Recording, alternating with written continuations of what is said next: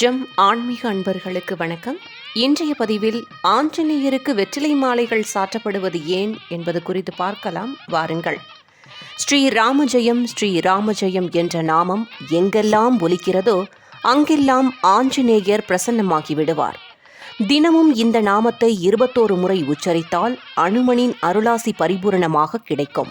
தடைகள் நீங்குவதற்கு, காரிய வெற்றி பெறுவதற்கு, பயம் போவதற்கு, சனி உள்ளிட்ட நவக்கிரகங்களின் தோஷம் விலகுவதற்கு அனுமனை வழிபடுவார்கள்.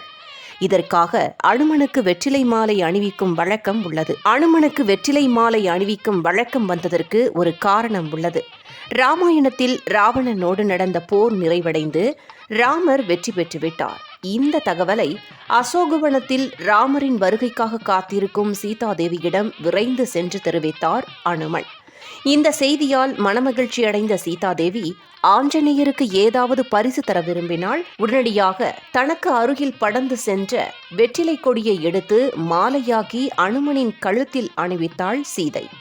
மகாலட்சுமியின் அம்சமான சீதாதேவியின் கைகளால் அணிவிக்கப்பட்ட மாலையால் மனம் மகிழ்ந்தார் அனுமன். இதனால் சீதாதேவியை போன்று நாமும் வெற்றிலை மாலை அணிவித்தால் மனம் மகிழ்ந்து நமக்கு அனுமன் வெற்றியை தருவார் என்பது நம்பிக்கை.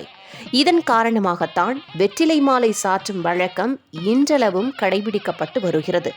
பொதுவாகவே வெற்றிலை என்பது வெற்றியை தரக்கூடிய இலை என்பதாகும். அதன் காரணமாகவும் அனைத்து விசேஷங்களிலும் வெற்றிலை முக்கியமான பொருளாக பயன்படுத்தப்படுகிறது. இனி ஆஞ்சநேயர் கோவில்களுக்கு செல்லும் போது தவறாமல் வெற்றிலை மாலை அணிவித்து ஆஞ்சநேயரை வழிபடுங்கள். ஆஞ்சநேயரின் அருளால் வெற்றி நமதாகட்டும்.